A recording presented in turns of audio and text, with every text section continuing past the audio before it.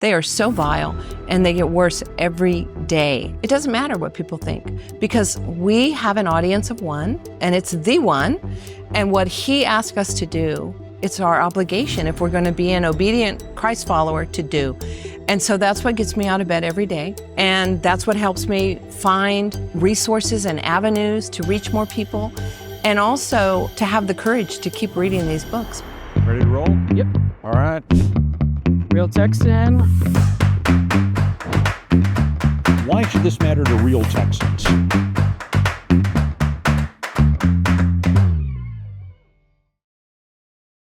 Hey, I'm Michael Quinn Sullivan. Thanks for joining this edition of Real Texans. We have real conversations with people who are working to make the Lone Star State better. You know, it shouldn't be controversial to want to protect children, but that's precisely what's happened to Bonnie Wallace. So when we first met, I'm walking out of an event. You say, oh, wait, I need you to look at some pictures in a book. And I'm thinking, oh, maybe it's Texas wildflowers. Maybe it's, the native birds of Texas. Maybe it's the landscape, all these kind of things. Instead, you show me pictures that as a 55-year-old man, I'm still blushing a little bit that a lady was showing me. It's terrifying. And these are books, Bonnie, that we find in Texas schools and in Texas public libraries. All across Texas, we have very pornographic, very harmful content available to our children. I want to back up. Okay. How did you get into this fight? I think you're from Corpus Christi? Born in Corpus. I was finished high school in Sherryland, which is a district in the valley between Mission and McAllen.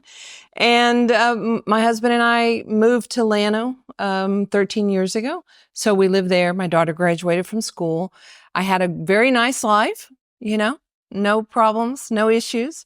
And someone kept telling me there's bad content in the Llano Public Library. And so I think when most of us think bad content, you're thinking, it's math books that say there's no wrong, there's no right answer, that it's, maybe English language books that are okay with misspellings, misgrammar. We have those too. Yeah. I don't think any of us think pornography. Well, the problem was I grew up a voracious reader. I love to read. And I'm constantly reading something. Now I mostly read bad stuff, but I do, like I read your book. Okay. So I read a bad book and a good book and a bad book and a good book, because you can't just keep reading the bad, because the bad that we have found. So, okay, let me go back. So my friends were telling me, oh, there's stuff.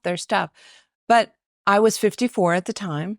And I tell everyone, I started fighting for Jesus when I was 54, because before that, I didn't. I was fighting for other things, but never really for righteousness. And so I give people grace when I tell them there's bad stuff in the library, because they, like I, ask, how bad could it be? Right. So it could be very bad. It could be so harmful. And TPPF made some research on the effects of pornography on the brain, and they compiled a bunch of other people's research. And it shows that viewing pornography actually changes the pathways of the brain. Now, no one's ever done research on the effects of pornography on an immature brain, because who would donate their child to do that, right? And yet, our children are in crisis mode in Texas, and really everywhere. And you can tell that by the amount of suicides, by the shootings, and by the violence, and by the test scores. How about 28% of our students can do math at their grade level? That's really pitiful. And I guess I feel like there is some sort of distinction, I would assume, to be found between, okay, mom and dad not carefully monitoring their child's internet surfing habits at home, not putting kind of safeguards on their child's phone, those things. There's something about that versus, the school library, the public library, having these materials where I think, certainly when I was growing up, mom would let me and my sister just run wild in the library. It was a Safe good hour place. that she could read a book while we went and read books and that kind of thing. Exactly. That's not exactly a safe activity, isn't it? It's not, is it just not a safe activity? It's a harmful activity, very harmful. And so the content that has been promulgated to our children, it's paid for by our tax dollars. So that's one difference. If a parent gives their child a cell phone and they don't put in any safeguards on that cell phone, and the kids are buying porn, well, they're buying it on supposedly their parents' card or someone's card, their own if they work. But our taxpayer dollars are buying this filth for our students all across Texas. And not just the students, it's in the public library too. So how I got involved is my friends were telling me, I finally saw my first picture and my head exploded. And that was November 10th of 2021. And my head's still exploding because you didn't think that you were left to explode. No, every day I find a worse book. Yeah. Okay. So, what was striking, you've told me about this, that there is actually a list compiled, by the jails and prisons in Texas, that forbid certain kinds of books to be made available to inmates. Tell me about that. Isn't that amazing? So if you are in a Texas prison, the TDCJ, Texas Department of Criminal Justice, has a list. Currently, their list has 10,800 books on it. And it has content that prisoners are not allowed to view. In other words, if you're in prison and I mail you a box and it's got some books, some of those may be on their list prohibited. So they take them out. That's contraband. I don't know that it would have been intentional on my part to mail you a book. Yeah, right. But for them, it violates their policy. And so their policy is very clear. Anything that has sexually explicit images cannot be allowed. Anything that has, that glamorizes or trivializes heavy drug usage or alcohol usage, anything that has an illegal sex act. So rape, incest, sex with animals. By the way, we have books with sex with animals in our schools. Sex with dead bodies, we have those too. So, yes. So those kinds, and I have a list of 933 books on it right now. Those are just the ones I know about, but there's about 350 that overlap. And I haven't finished checking. I'm only on E. So, because their list is so long. They have other things that they prohibit, like manufacturing arms or bombs or any topography in Texas. You could use that if you had a jailbreak. So there are reasons. Now, I don't want kids having weapons, how to make mass weapons and how to make bombs. I don't want that either in our high schools. We probably have that. I haven't looked. I haven't looked yet. Okay, so you mentioned a moment ago the illegal acts. Right. Aaron Anderson on our team has kind of led the coverage at Texas Scorecard with this horrific problem of teachers, male and female, assaulting, abusing children sexually, statutory rape on through.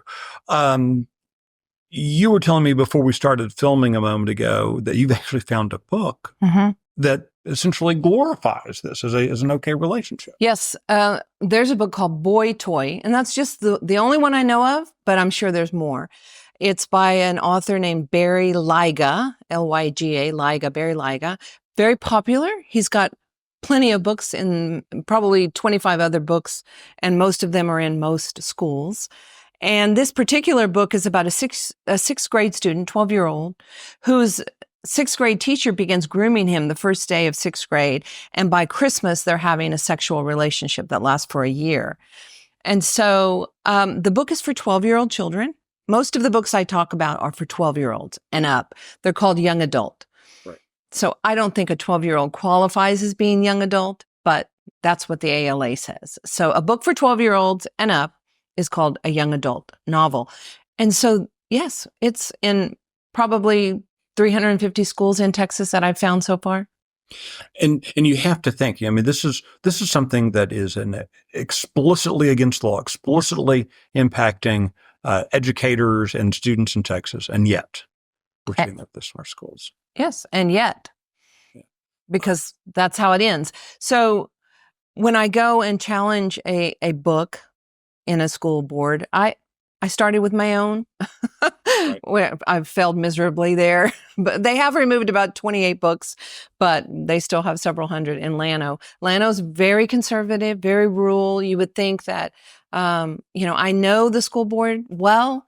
5 members of the school board had children that graduated in my daughter's graduating class. We've gone on mission trips. They're good people. But the problem is just being a good person doesn't mean that you have courage to stand and to do the right thing. And what we need are people that know right from wrong, and their main purpose is protect children. If you're on a school board, it shouldn't be budgets or anything else. It's protect the children. And how are we nurturing the children? Why are they reading at 32%? Why are they doing math at 28% of their 28% of Texas students, 5.5 million Texas students, 28% do math at their grade level. So these are things that we need to be working on, and we need to give up clutching porn. All right. So you shared with me also an author who, when asked about her materials, she said, no, these books should not be made available to teenagers. There's a very popular author, and her books are adult books, all of them. And so her name is Colleen Hoover. She's very popular, especially librarians. They really love her because they buy all of her books. Llano High School had every Colleen Hoover book, including the 3 that she states, and not just in a little discreet manner. She says, these books are definitely not, all in capital letters, for teens. So if the author says these are not for teens, why are schools buying them and putting them on display so that the children then go and read them, And here's another problem that I argue when I go speak. Let's say that you take out those 2 books from Colleen Hoover, or 3 books from Colleen Hoover, but you have the other 20 or whatever that she's written. We are introducing very negligent authors to our children, right? So they began reading maybe some of the books that are a little bit more, a little bit less offensive. And so we're introducing them. Well, what do you do when you find a great author? Don't you look for other books that they've written? I do. And so I always argue, and I show the school boards this, text, this post that she herself voluntarily posted, not for kids. And I say, why are we introducing? Why do we have these 3? And then why are we not removing them? Llano High School, I challenged all 3 books. They wouldn't let me challenge one of them because they changed their rule halfway through.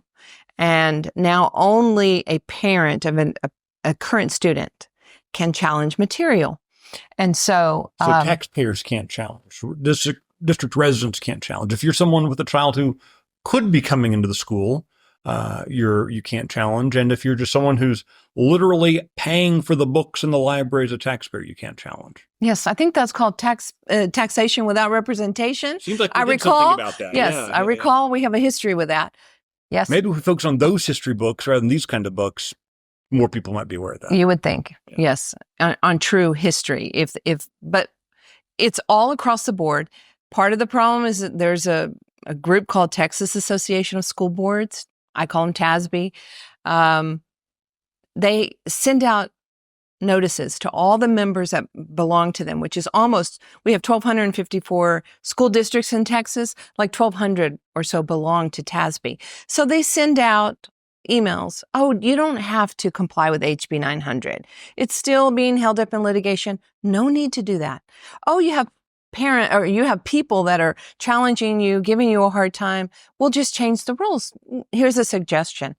The problem is that everywhere I've gone to 142 school boards to either speak or to meet with the principals and superintendents, school board presidents, etc. And that's really almost just barely 10% of our schools. It's a lot, but it's not nearly enough. But they all think that TASBY is a state agency. So I recently, a few months ago, I met with Mike Morath and I said, we need to do something because they are so corrupt.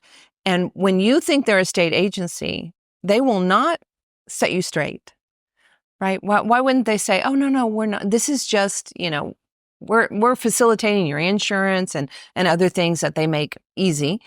Monty Bennett created the first alternative to TASBY. It's called Texans for Excellence in Education, TEE.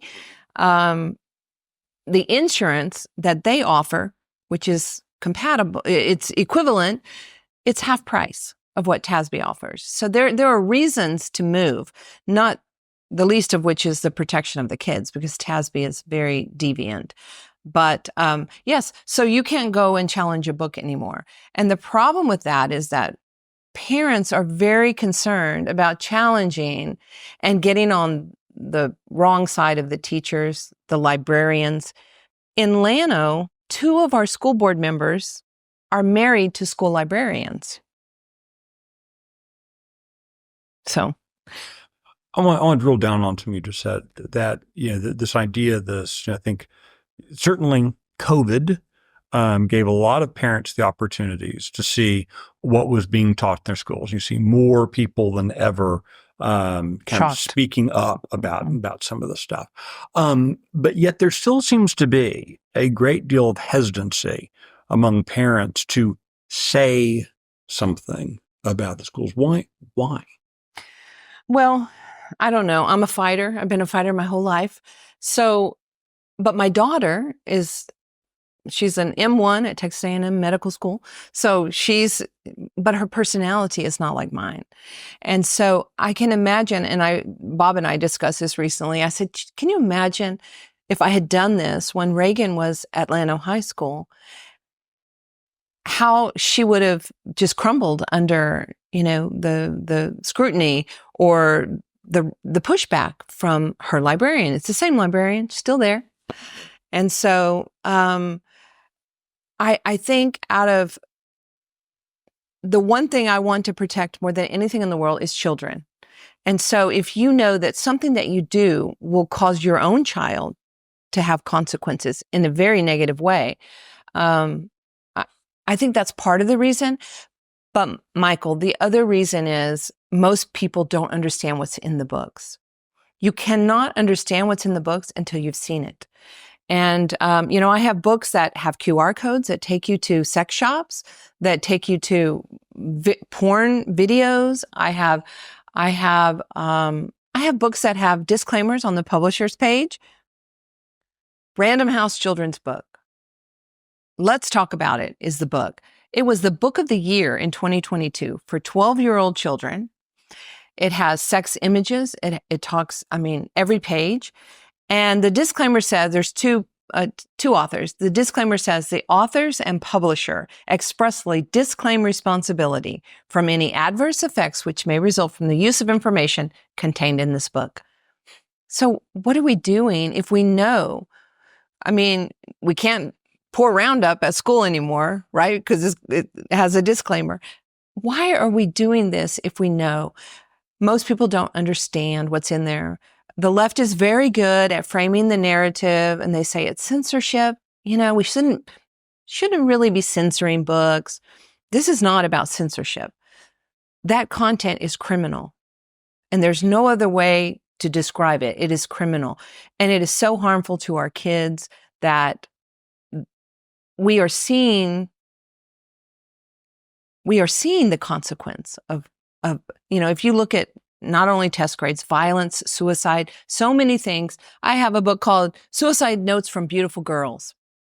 So why would you buy it? It's for 12-year-olds again. This book talks about a 14-year-old girl who doesn't want to live with her parents anymore. So she goes to a homeless encampment. She finds a girl or a woman that's her shape and size, kills her, drags her home, puts her in a barn on their property, burns the barn, and leaves her suicide note. So everyone thinks it's her. She begins living off-grid with 5 other teenagers who've done the same thing. This girl's 14 and they're about the same age.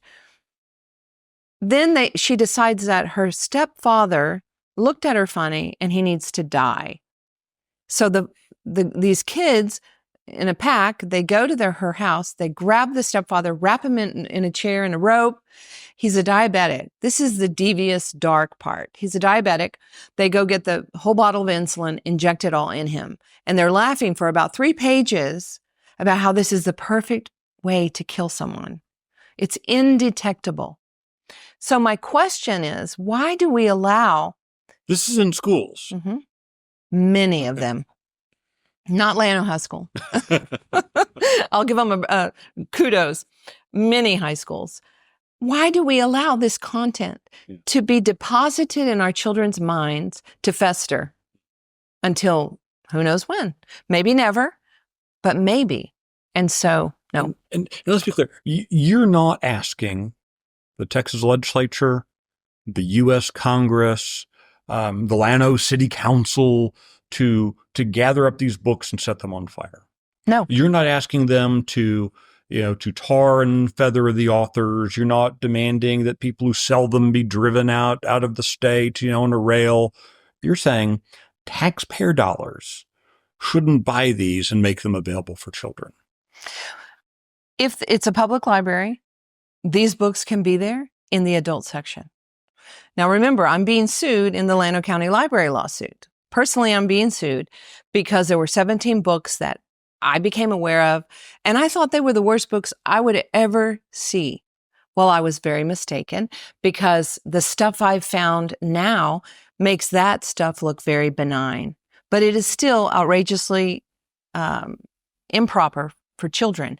And so the Llano lawsuit, the 17 books that the judge and the commissioners had in the children's section, eye level, like that high, there were futons and bean bags, and it was very warm and cozy. And you would see these books. Let's talk about it. Oh, what are we going to talk about? You don't want to know.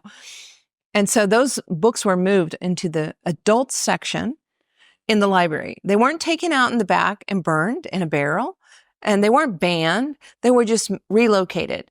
And so that case is winding its way. It's at the Fifth Circuit right now. We haven't even gone to trial. This is the emergency injunction where the Austin Federal District Judge required us to immediately, we had 24 hours, return it. And so we did because we follow the law. That's what we do. But the law is wrong and it needs to be fixed. And again, you didn't go fish it out of the barrel with lighter fluid covering it. No. You took it from the shelves in the adult section to the, I often want to ask these folks, why, I understand, Bonnie, why you want to protect young children from this. I don't understand why a federal judge thinks that 10, 9, 8, 11, 12, 13-year-olds should be viewing porn at school or public library. I don't understand why the federal judge is so intent on this. I don't understand how a normal adult thinks that doing this to children is a good thing. None of them will answer that question. When I've tried to ask, I get a stony silence, or I get some, half-baked discussion about the First Amendment. Right. They don't want to explain why it's so important to them to put porn in front of children. And I can only imagine it's because they know the answer is abhorrent. Well, I think some of them do. It is no coincidence that our case was filed in federal district court in Austin. Our judge is Robert Pittman.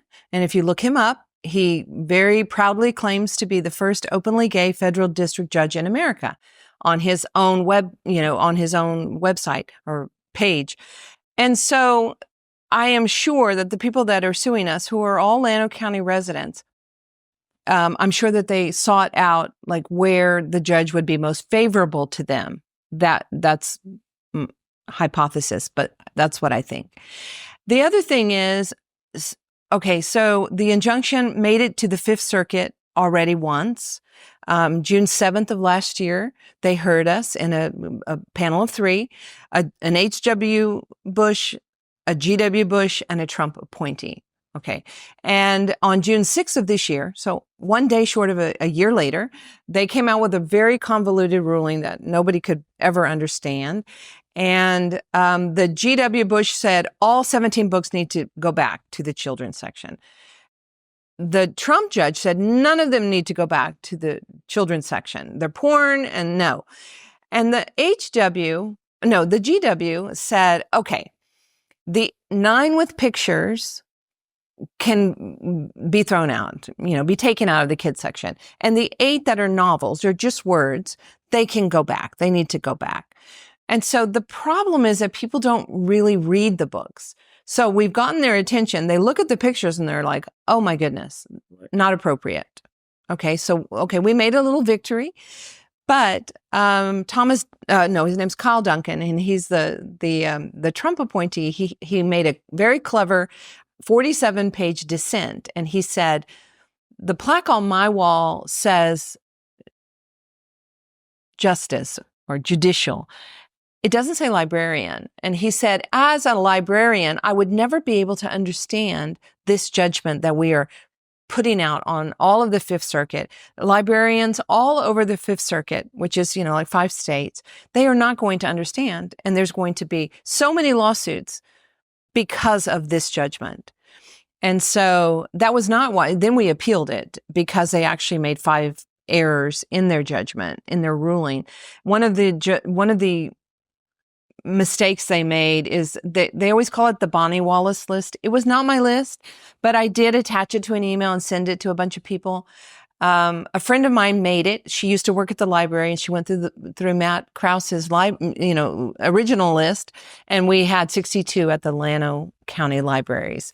And so I had attached that one to my picture of the genderqueer blowjob, basically, which was my first picture I ever saw. And so they said that every one of the 17 books had come off of the Bonnie Wallace list, and that showed the commissioners and the judge's intention to, do anything I said. Well, no, that wasn't true. There were only 10 of those 62 were removed. Only 10 were on the list. 7 others we discovered with, pictures that were inappropriate, and those were taken out also. And so if they make a mistake in their ruling, you can appeal. So our attorney, Jonathan Mitchell, is incredibly brave and incredibly brilliant. He immediately appealed back to he appealed 2 ways. One was to go back to those 3 and have them rehear it because they had made mistakes. And the other was en banc, which means the full court. And they only hear 3. Occasionally they'll hear 4 cases a year. But we were the 3rd case this year, and we were the last case. So they heard it, and that in itself is just very rare. Now, Jonathan thinks that high probability this will go to the Supreme Court. Mm-hmm. And so that would be great, because libraries and parents all across America have the same issue, the exact same issue. What do we do when we find content that is detrimental to children? What do we do with it? We just leave it there because we're terrified? No, that's not a good solution. So what is the thing for parents? Not everyone's going to be, able or even willing to do the kind of fight that you've done in the courts. But what are things moms and dads can do when they become aware of these books in their school libraries? What do you recommend they do? Where and how can they get into the fight to protect their own kids? That's a hard question, because the battle is evolving constantly. So I can give you a list today of every book that I know about, but I don't know them all. And besides that, there's brand new ones coming off the presses every single day. So we get lists, oh, look at all these new great books that are, Stonewall Awards or,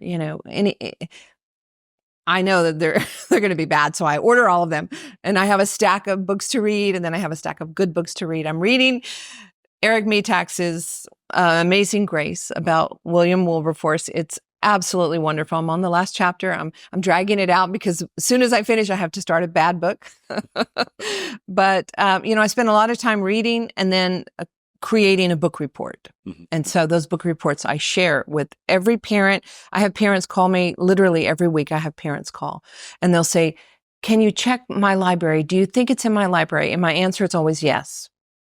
And I went and spoke in San Angelo a couple of weeks ago, and a gentleman, 40-year-old, came up after it was all over. People were asking questions, so he waited, and he said, I'm from Wall. We're very rural, and we're very conservative, but is there a way you can check my library? And I said, yes, sir. When I get back to the hotel, I will. And I got back to he said, do you think it's in my library? And I said, yes, sir, I do. And he's like, oh no. He said, I'm really hoping. And I said, you know what? I'm really hoping too. And I got back to the hotel that night and there was even some of the worst books in Wall.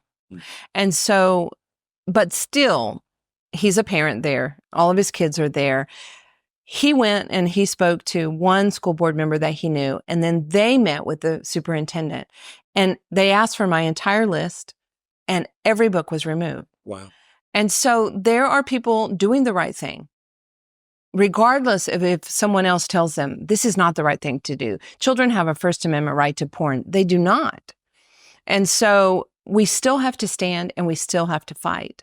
And so one of the things I tell everybody that hears me or everybody that call me, I will answer. I get bad calls too. Go, if you love Jesus so much, you should drink a gallon of Clorox and go die. Okay. Well, I do love Jesus, but it's his timing on my death, not yours, right? Or mine even. And so, all in good time. Our days are all numbered. But I tell everyone, we need, if you're a Christian, I am, we need to put on the full armor of God every day. And the full armor of God doesn't cover our backs. It only covers our front. And why would that be? Because God does not expect us to turn around and run when we find something hard or challenging or that other people don't like, or they don't like our Facebook posts or whatever. I don't do social media, but social media, it's a big proponent of so much and so many things. And so it doesn't matter what people think because we have an audience of one and it's the one. And what he asked us to do, it's our obligation if we're going to be an obedient Christ follower to do. And so that's what gets me out of bed every day. And that's what helps me find resources and avenues to reach more people. And also to have the courage to keep reading these books because they are so vile and they get worse every day. So it's unbelievable. I think a lot of folks, and you've used this phrase now a couple of times, they think that, well, I live in a conservative, rural school, community, town, insert what it is, small, and we think, and there's some complacency that comes with it. We think, well, I'm protected from that here. And the answer is no, you're probably not. And even if it's not, purposeful, you'll see, a librarian will get a big list. Hey, we'll sell you this package with all these titles in it for some discount. Oh, okay, fine. I'm saving the taxpayers money. It doesn't necessarily have to be the librarian is evil. That the librarian is trying to put it. They just, they're overworked too, like everyone else. And it does require us to be involved, doesn't it? It does require us to ask the questions and requires us to not be complacent. So one thing that I was able to learn when I was on the library advisory board, I'm still on it, but everything has ceased because of the lawsuit, is that the ALA, the American Library Association, sends out 2 lists per year. So 92% of libraries in America belong to the ALA. That's a whole bunch. And they send out 2 lists. One comes out monthly, one comes out quarterly.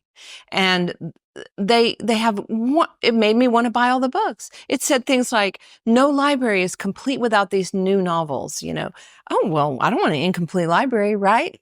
And so you can see how they, have the little carrot and they get you where they want you to be. The problem is that those books are now, the American Library Association has been taken over.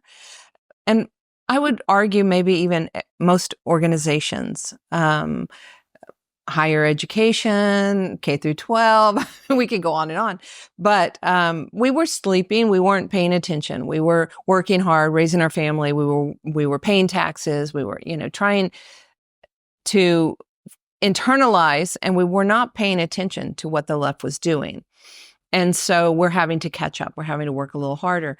But so these books, I met a librarian at a high school one time, and she told me, you can't get the free books, because she would buy, 25 books or whatever, and then 4 or 5 free ones.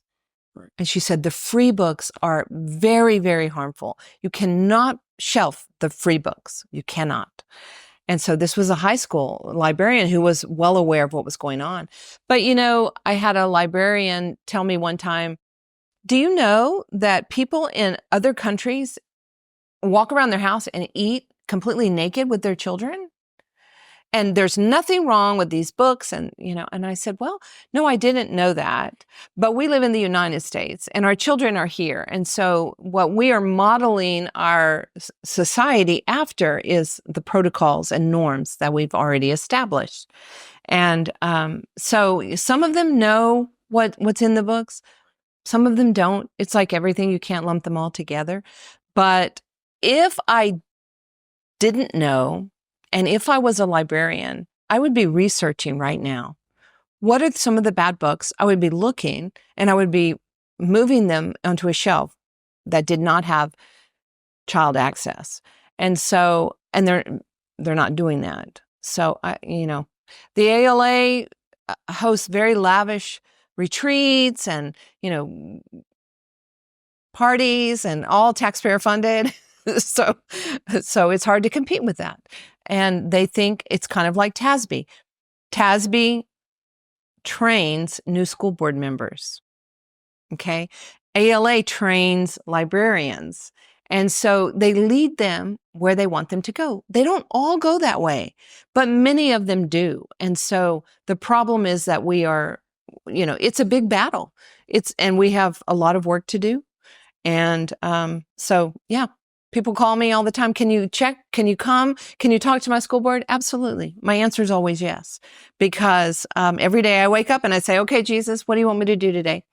And sometimes I'm like, I don't really want to do that. But I do it anyway. Well, Bonnie, thank you for being willing to do it. Thank you for being in the fight to protect Texas kids. Absolutely. Thank you for having me. God bless you. And thank you for joining us with this conversation with a real Texan fighting for the Lone Star State.